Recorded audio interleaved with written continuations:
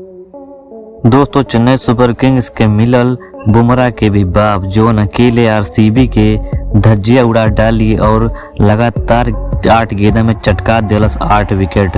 दोस्तों, आप भी जानल चाहतानी एक खतरनाक गेंदबाज के बारे में तो ये वीडियो के एक लाइक करके चैनल के सब्सक्राइब जरूर करें। दोस्तों, जैसन कि आप सभी लोगन के पता बा IPL 2024 के आगाज हो चुकल बा, जेकर पहला मुकाबला आज शाम 8 बजे से खेलल जाई और इ दोनों मुकाबला के बीच में बहुत ही बड़ा घमासान देखे के मिले वाला बा चेन्नई और आरसीबी के बीच में।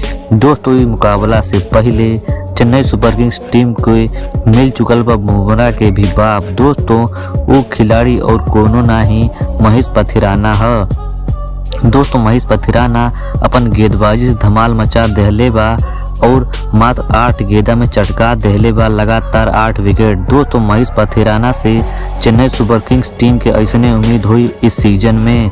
दोस्तों, महेश पथिराना के गेंदबाजी आप लोगों के कैसन लगल, आप अपन राय नीचे कमेंट सेक्शन में कमेंट करके जरूर दे जा। धन्यवाद।